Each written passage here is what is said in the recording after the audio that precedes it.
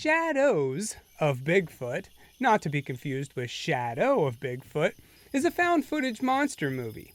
Now, by my count, there's currently 43 billion other found footage Bigfoot movies.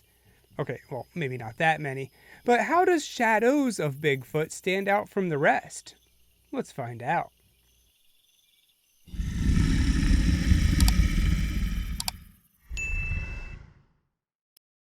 It opens up with some guys out hunting in the woods for Bigfoot. You just know this isn't going to end well for them, and each one is picked off one by one. It's a good intro, though. We get a quick glimpse of the creature, we hear it, and we get some gore. All right, we're off to a good start. After that, we meet the main characters of the story, Grace, Drew, and Jake. Jake's the camera guy, and you don't really see him all that much throughout the movie, but the other two are front and center. They run a YouTube channel where they go out and make documentaries. A lot of people go missing in these woods, which they blame on Bigfoot. However, they're not here for that. They want to get an exclusive interview with an old hermit who lives in these woods, Jeb McCoy. He was accused of killing his own wife, but after a trial he was acquitted, and now he hides out in these woods. Grace and Drew want to get that interview with him and get his side of the story.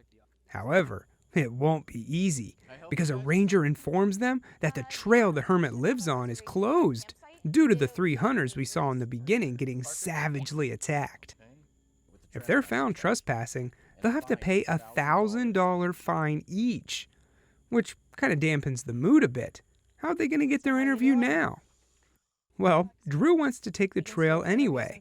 Who cares about the rules? They came here for one thing, and they're going to get it. As they hike along, Grace and Drew get to talking, and they ask what questions they would ask Jeb when they get to him. I don't really know. Seriously? That's the whole point of this trip, and you don't even know what you're going to say to the guy? As they continue, they find someone just standing there on the trail, which is admittingly pretty creepy. Okay, that's kind of creepy. Eventually, this guy turns around and says that the forest is alive at night. Listen. The forest comes alive at night. He thinks it's peaceful out here, but really, he just looks like a nut job. He claims to be out here to help people. If they're lost, he'll show them the way. Before they leave him, he warns the trio it's not the creature in the woods you have to watch out for, but the people living there. They're the real monsters. A little later, down the trail, they stumble upon a campground with some people at it. They seem nice enough and agree to be on camera. They tell their story about a creature, Bigfoot, that lives in the north part of the woods. They saw it at the tree line and booked it back home. You see, 10 years ago, 2 hunters saw a shadow. They fired at it and killed the beast. The other hunter killed the mom and 2 cubs, but 1 cub survived, and now it's fully grown and ticked off. There was a massacre. Everyone settles in for the night, but Grace and Drew can't sleep, so they decide to go get more footage, walking down the closed trail when this dude pops out of nowhere to scare the crap out of everyone. He offers to lead them to Jeb, knowing that the place will be swarming with rangers in the morning. They'll need him as a guide. So they agree to pay the man $200 if he takes them to Jeb. Well, after a little bit, Ricky here says this is it. But look around. I don't see Jeb. I guess the guy's a hermit, so it makes sense that he would wander around. Even so, they have to pay this guy $200 for nothing. Well, now it's up to you to find him. In the morning, they find a giant claw mark on a tree, and that's about it. Until darkness falls once more in the woods, they finally find a track, which looks like the real deal. A little further down the trail, they find a camp, but there's multiple chairs here, so it can't be Jeb's. This is another one of the missing persons. And then, out of nowhere, a guy comes at him with a gun. After the situation calms down, we learn that this is indeed Jeb, and Hannah's dead. but not by his hands, a monster. Or so he claims. That sucks for her, but the good news is our little investigative journalists can finally get their interview. We learned that Jeb and his wife were high school sweethearts, and they liked to camp in these woods. The night she was taken was like any other night, except he heard a scream and ran to see the beast dragging his wife into the forest. It wasn't a bear, it was something else. Creature that dragged her, it was a bear, right? No, it was too fast. It was too big. He's out in these woods now to get revenge for what happened that night. And that's a wrap.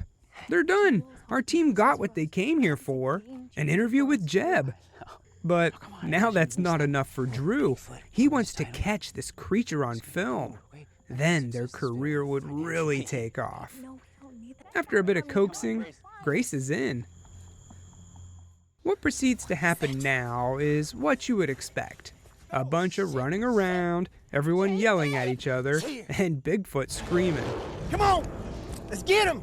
We do see that Ricky's been attacked, so he's not doing so well. We see Jeb, and, well, he's about to be reunited with his wife soon enough. Grace steps on a bear trap, that's not good. Then they make it back to their tent and hide out. With the light on. So Bigfoot knows they're in there, and he terrorizes them from the outside. Until eventually, he plays peekaboo and rips Grace out. Drew and Jake go looking for her. Jake's taken out, leaving only Drew alive now, and he finds Grace. Just not all in one piece. Drew gives his last words and testament to the camera, and then he wanders off into the woods. Sometime later, the ranger finds Drew.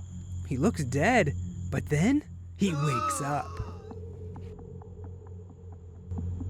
And that was Shadows of Bigfoot. I didn't really see his shadow, but that's okay. As far as found footage Bigfoot movies go, there's nothing really new here, but everything is done quite well. I really like the suit. Now, obviously, this is a low-budget indie flick, so you can't expect something like exists. But the brief glimpses of the suit that we saw, I thought were good. It wasn't just an off-the-shelf Halloween Bigfoot costume. I like the Jeb story and the creepy characters, especially that guy who was just standing there in the dark woods. What would you do if you saw something like that? I'm afraid I'd probably have to clean out my pants. One thing I have to mention is that there is music. That's right, in a found footage movie. I'm on the fence about it, honestly. Music does take you out of the mood a little bit, but on the other hand, we all know at this point this isn't real found footage, and it's just a way to keep the budget under control. Besides, the music was effective and good, so I guess I'll give it a pass. Should you watch Shadows of Bigfoot? Well, it's up to you. If you like indie flicks and you've already watched Exists, Willow Creek, and Bigfoot The Lost Coast Tapes, then give this one a shot. It'll keep your attention and is only an hour and 13 minutes long, so it moves along at a good pace. I give Shadows of Bigfoot 3 creepy dudes chilling in the woods out of 4.